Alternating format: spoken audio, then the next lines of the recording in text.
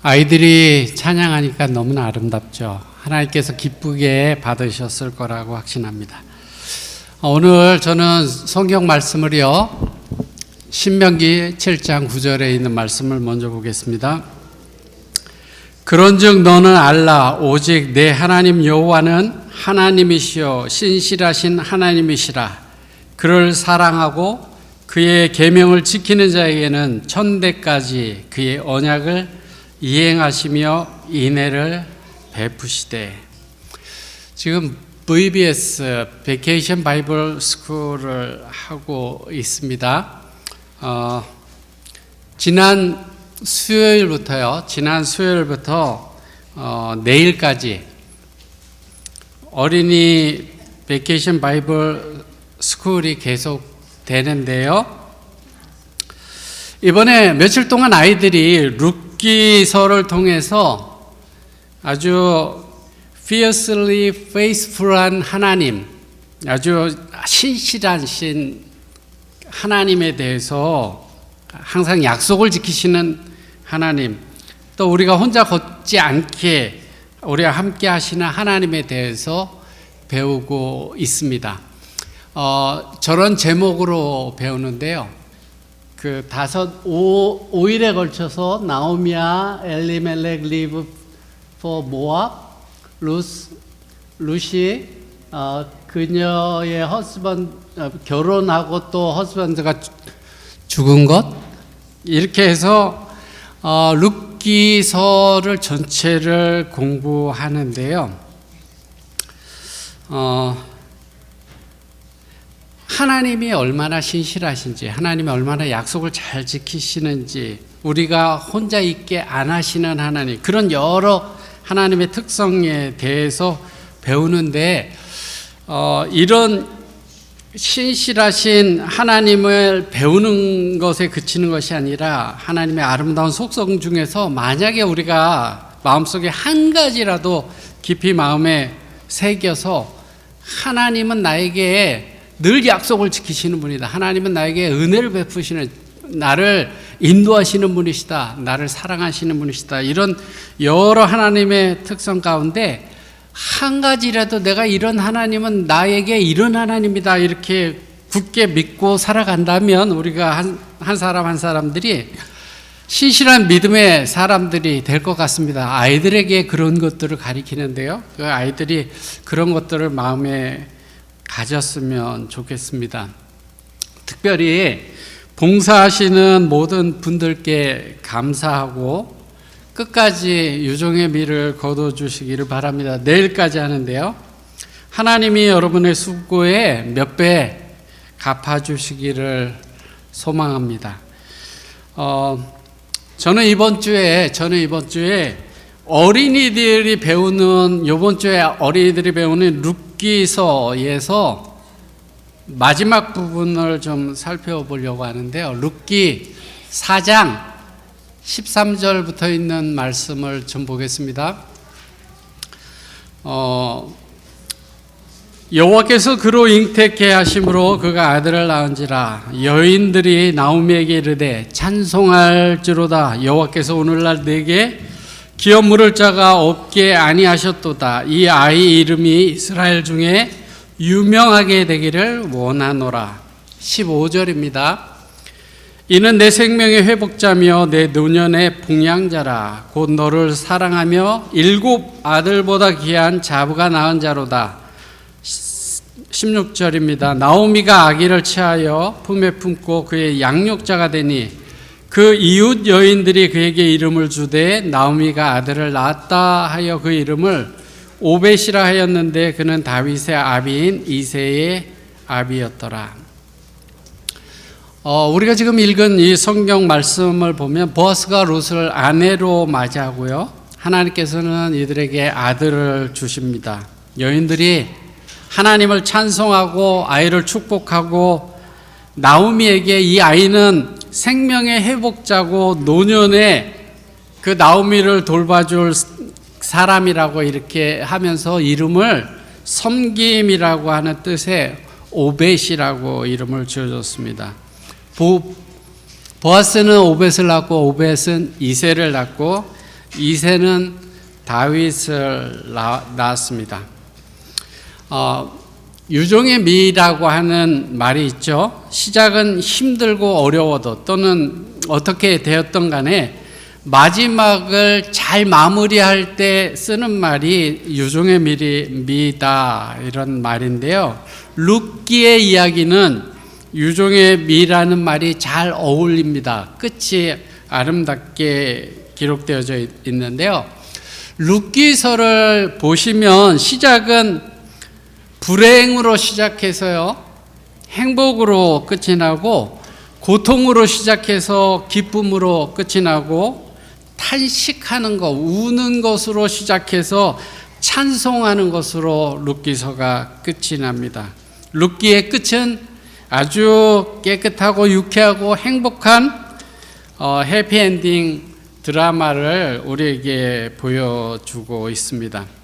오늘 우리가 읽은 룻기서 4장에 있는 말씀은 아름다운 결말을 맺고 있는데요.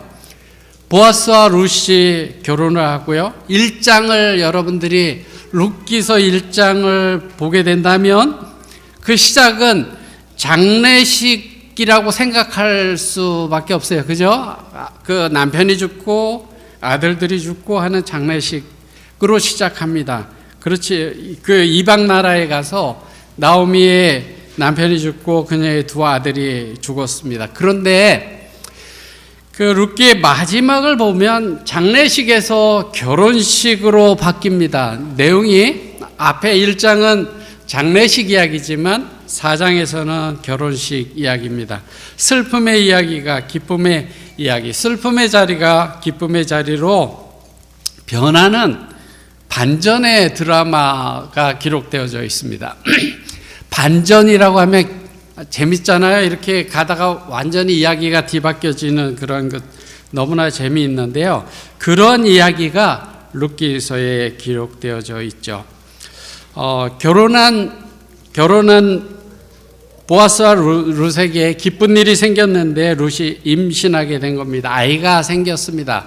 13절에 이야기를 하는데요. 13절의 말씀을 잘 보면 여호와께서 그에게 임신하게 하심으로 그렇게 말씀합니다. 누가 임신하게 했다고요? 하나님께서, 여호와께서 임신하게 하셨다, 그렇게 말씀하셨습니다. 여기서 주목할 표현은 여호와께서 임신하게 하셨다라고 하는 것인데요. 하나님께서 룻과 보아스에게 은혜를 베풀어 임신하게 하시고 아들을 얻게 하셨던 것입니다. 룻기 저자는 이 일을 하나님께서 하셨다 이렇게 말하면서요, 그 일이 하나님의 간섭하심이다, 하나님이 하신 일이다라고 분명하게 밝히고 있습니다. 그 아이를 갖게 된 것은 하나님께서 하신 일이다 그렇게 말씀합니다. 룻은 모압에서 말론과 결혼했죠. 그때 아이가 없었습니다. 하지만 하나님께서 지금 4장에 보면 보아스를 통해서 아들을 낳게 하셨습니다. 아들을 허락하셨습니다. 이에 베들레헴의 그 동네 마을 여인들이 하나님을 찬양하면서 나오미를 축복하는데요. 14절 15절에 보면 여인들이 찬양하는 내용이 나옵니다. 여인들이 나오미에게 이르되 찬송할지어다, 여호와께서 오늘날 너에게 기업물을 자가 없게 아니하셨도다, 기업물을 자가 있게 하였도다. 이 아이의 이름이 이스라엘 중에서 유명하게 되기를 원한다. 생명의 회복자고 노년의 봉양자고, 너는 너를 사랑하며 7 아들보다 귀한 며느리가 낳은 자로다. 그렇게 마을 사람들이 노래 찬양했다 이렇게 말씀하고 있습니다. 처음에 이 여인들이 모압에서 나오미가 베들레헴에 돌아왔을 때 나오미의 비참한 모습을 보고 놀랐습니다. 이 나오미와 엘리멜렉은 베들레헴에서 잘 사는 집 사람들이었는데 모압에 가서 아주 모든 것들을 잃어버리고 비참한 모습으로 돌아왔죠. 가디언지라고 하는 책에 가디언지의 그 만화를 그리는 벤 제닝스라고 하는 사람이 어려움을 겪는 사람의 현실을 매우 실감 있게 만화로 이렇게 표현했습니다. 그림 속에 어떤 내용인가 하면 그림 속에 아버지와 아들이 부엌의 빈 테이블에 각자 앉아 있습니다. 아이 앞에는 음식이 있는데 아버지 앞에는 음식이 없었습니다. 아들은 이렇게 이야기를 합니다. 아빠, 언제쯤이면 아빠처럼 저녁 먹을 필요가 없을 만큼 어른이 될까요? 이렇게 물어봅니다. 그런 그림, 자, 그림을 보여드릴게요. 저 그림인데요. 아빠는 지금 음식이 없어서 못 먹는 거잖아요. 참, 요즘 어려운 사람들이 참 많습니다. 오늘날에 많은 사람들이 어려운 가운데 있습니다. 제가 엘리자베트 때 감사하는 것은 그 홈리스 미니스트리를 해서 너무나 감사한데요. 우리도 같이 할 수 있게 해서 너무나 감사합니다. 베들레헴으로 돌아온 나오미는 그 그림의 아버지보다도 더 어려운 형편이었을 거예요. 둘이 다 먹을 게 없는 그런 사람이었을 겁니다. 그런데 4장에 보면 나오미의 지금 형편을 보고 마을 사람들이 찬양하고 기뻐합니다. 나오미에게 상속자를 주신 하나님을 찬양하고 진심으로 나오미를 축복하고 있습니다. 삶이 바뀐 거죠. 변화된 거죠. 우리도 옛날에 제가 어렸을 때만 해도 한국 사람들 밥 먹는 거 걱정하고 굶고 그런 사람들이 참 많이 있었죠. 어려웠었죠. 지금 나오미의 형편은 그때보다 더 어려웠지만 하나님께서 바꿔주셨습니다.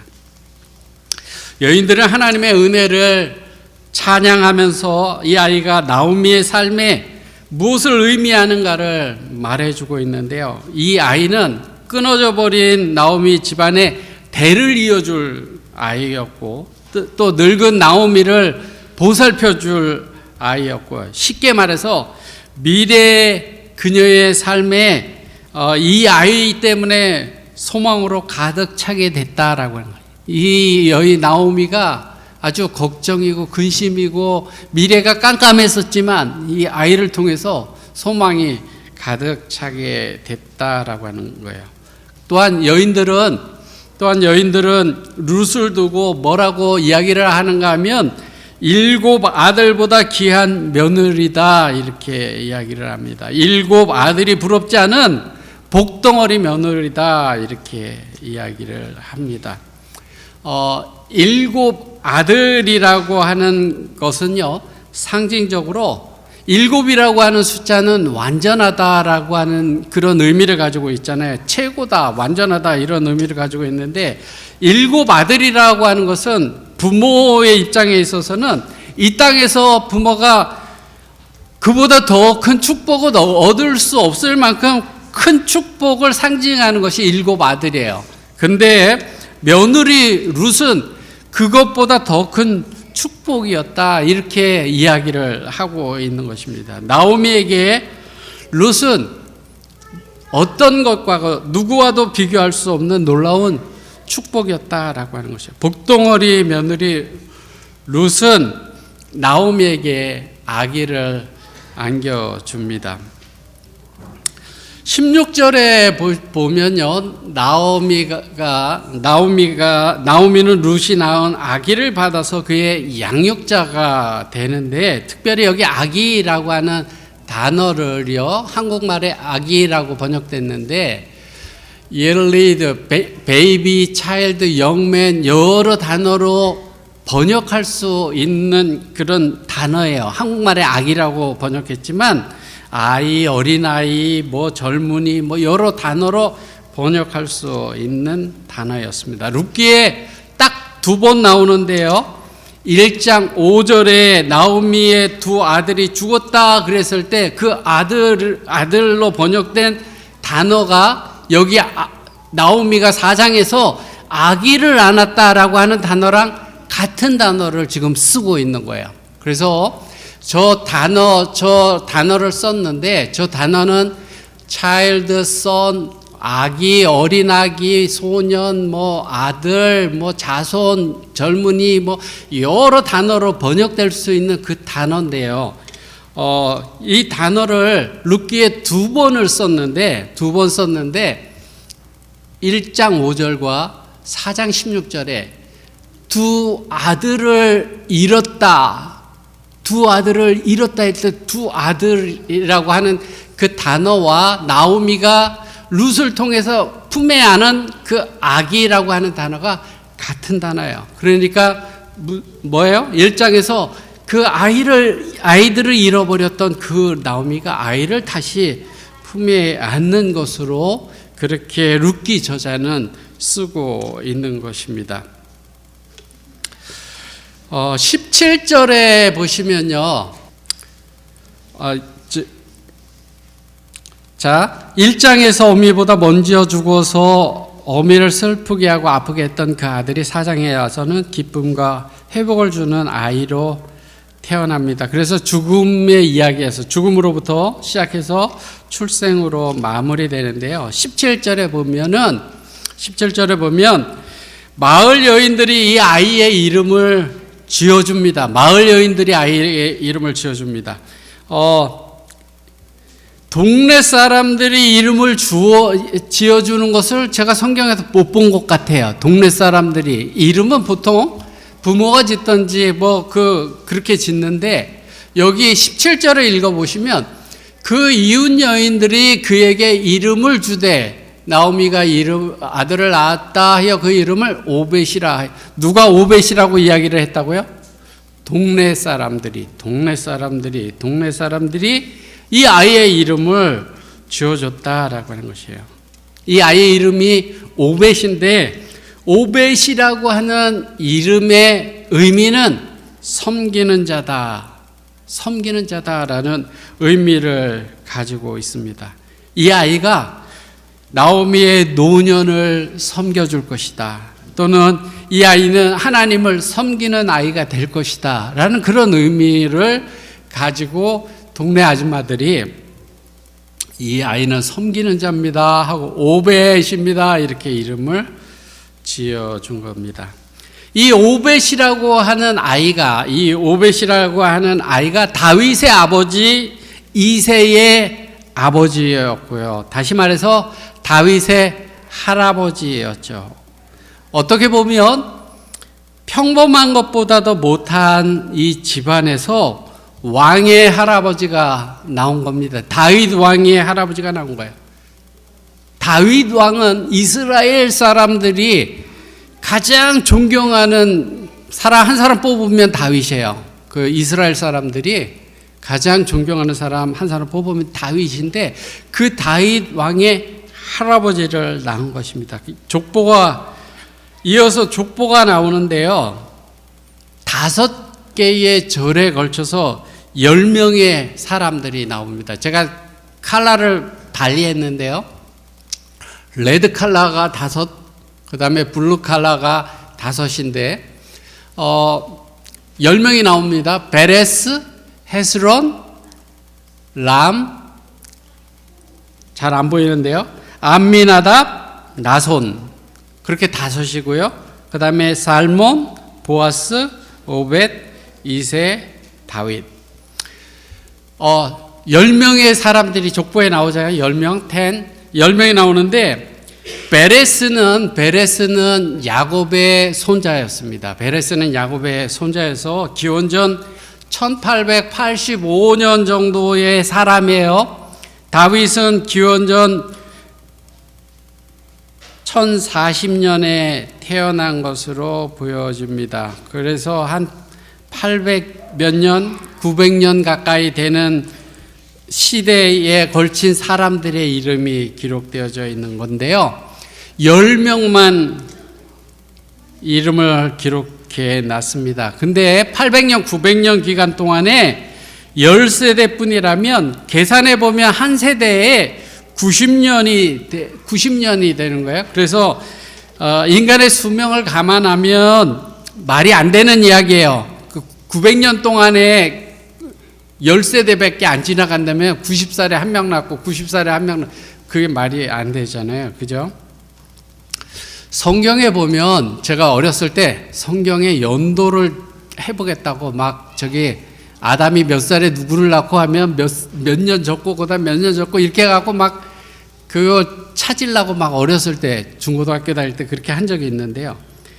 성경에 보면 다른 족보도 그렇듯이 중간에 생략을 해요. 중간에 생략을 합니다. 이렇게 누가 누구를 낳고 이렇게 얘기를 했는데 그 사이에 많은 사람들이 그냥 건너뛰고 넘어가는 그런 경우가 많이 있습니다. 여기 10명을 기록해 놓은 것은 건너뛴 거예요. 900년 동안에 10명, 10세대만 가는 게 아니기 때문에 건너뛴 것입니다. 근데 10이라고 하는, 10이라고 하는 숫자도 그 완전하다, 충만하다 이런 것을 의미하잖아요. 사람들이 손가락으로 세면 10가지밖에 못 세니까 10 하면은 굉장히 꽉 찬 것을 의미하는데요. 하나님께서 당신의 백성에게 베푼 은혜가 완전하다라고 하는 그런 의미로 10명만 적었습니다. 근데 아까 5 컬러가 달랐는데 베레스에서 나손까지 앞에 5세대는 애굽에서 살았던 조상들 이름 5명 적은 거고요. 430년에 5명을 적은 거고 살롬으로부터 다윗까지는 출애굽부터 다윗이 죽을 때까지 살았던 사람들을 5명을 기록한 것입니다. 루키 저자는 의도적으로 5 적은 거예요. 그 중간에 사람들이 있었지만 건너뛴 거예요. 건너뛴 겁니다. 그렇게 해서 10명을 적어 놨는데요. 이렇게 한 이유는 뭐냐면 다윗 왕국이 국권이 세워지기까지 이스라엘의 역사를 보면 출애굽을 기준으로 해서 출애굽 전이냐 아니면 출애굽 후냐 이렇게 둘로 나누어진다라고 하는 거예요. 이스라엘 사람들이 생각할 때 자신들의 역사를 보면 출애굽 전과 출애굽 후로 이렇게 생각을 하고 있는 것입니다. 베레스로부터 시작된 족보는 보아스와 룻을 통해서 이스라엘의 위대한 왕 다윗까지 이르게 되는데요. 이렇게 하면서 룻기서가 끝납니다.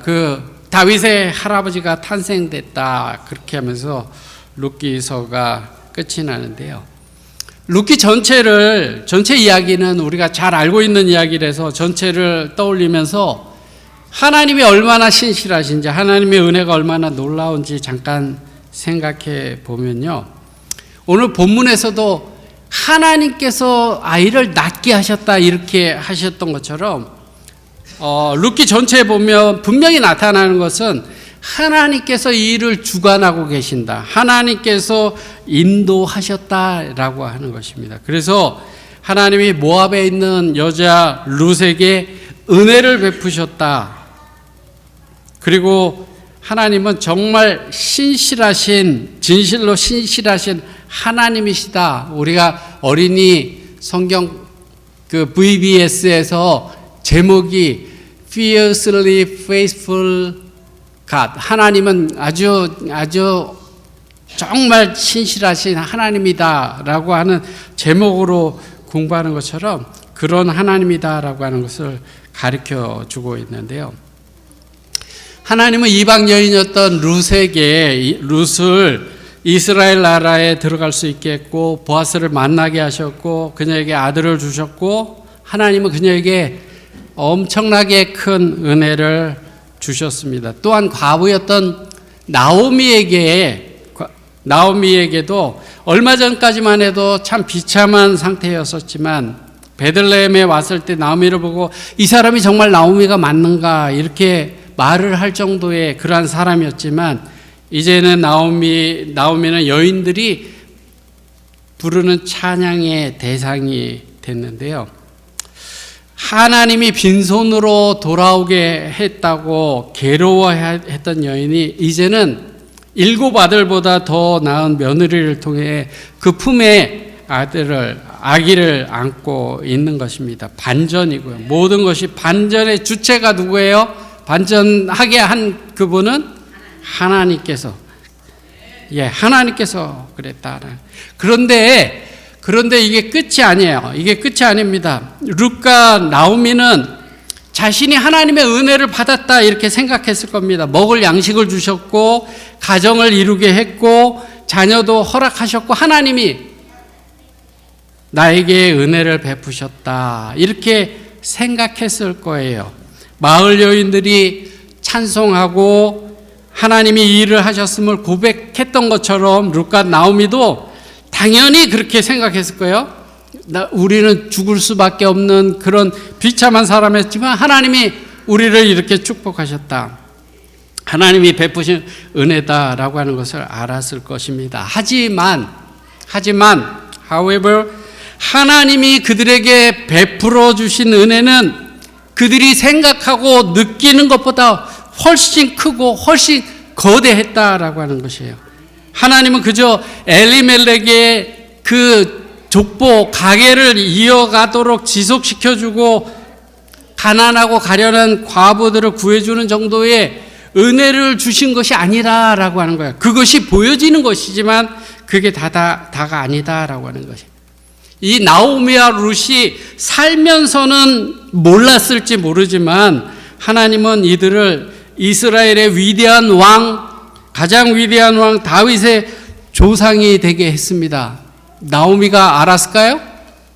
내가 이 이스라엘 나라의 가장 유명한, 가장 존경받는 왕의 할아버지를 내가 안고 있다라고 하는 것을 알았을까요? 몰랐죠. 근데 그런 축복을 주셨습니다. 뿐만 아니라 하나님은 이방 여인의 이름이 성경에 기록되게 했어요. 룻이라고 하는 제목으로 책이 한 권 쓰여지게 했습니다. 모압 여인 룻은 영원토록 세대를 걸쳐서 읽혀지는 주인공이 되게 하셨습니다. 그리고 그녀를 메시아의 족보에 오르게 하셨습니다.